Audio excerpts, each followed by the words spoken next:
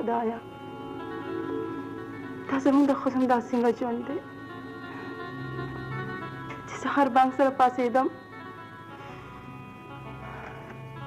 نو هم د دې کور خلک وده چې اوس مې کار خلاص کو وده کېږم نو هم د دې کور خلک وده دي دا خو به ډېره ګرانه شي ربه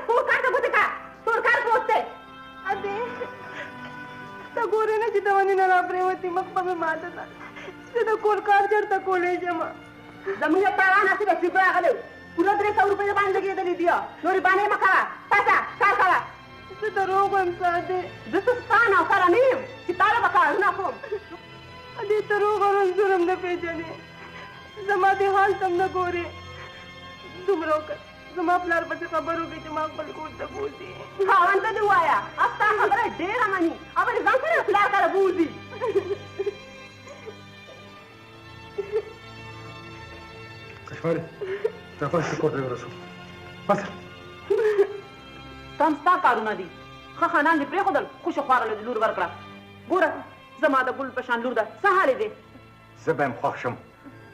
اوس به رانه کشماله په سترګو نه وینې دې ځله خو درله مرګي حال راوستوله خدای مکه بیا به درله جنازه راولېږي که کشمالې به څوک راغی که نه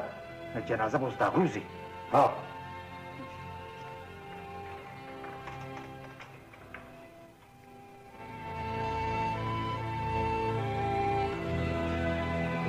دنیا راوځه مشال خانه د رښتیاو خبر مې درله راوړی دی خو زیری مې در باندې ګلخانه دا رښتینې دنیا ډېره بې وفا ده پرې مې ده چې د خوبونو دنیا کې اوسم اوس همدغه زما دنیا ده ویم کشماله راغلې ده کشماله راغلې ده هاو ګلخانه هغه اوس د بل چا امانت ده کور ته خو به ځي راځي که نه دلکې د زیري کومه خبره ده خبر راغلې ده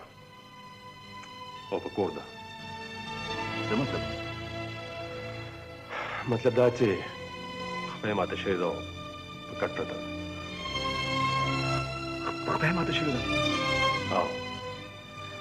نه یې جمالې تپوس وکړو نه هغه دلاور شمروز کاکا هم ډېر ښکېمانه دی ما ته خو داسې ښکاري چې کشماله بیا واپس کور ته لاړه نه شي یار ته ویل څه غواړې دلاور کشماله همیشه دپاره چوټي کړې ده اوس د هغه نه ازاده ده دا ته څه وتې وتې وې زه خو یم مشال خانه میدان بالکل صفا دی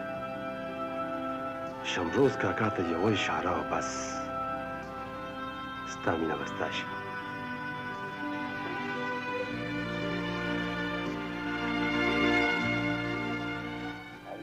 بس بس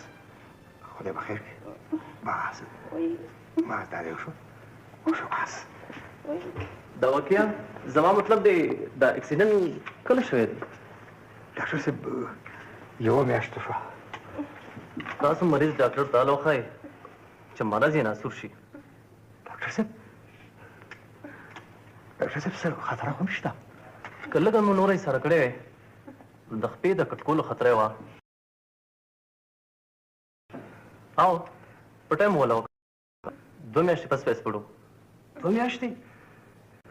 یعنې ډاکټر صاحب 2 میاشتې به دا نشي ګرځېدی که دا اوس علاج مو ونه نوی کړې نو 2 میاشتې څه چې ټول عمر به نشو ګرځېدی دا دوایانې د بازار راوړئ ډېره ښه ده ډېره ښه ده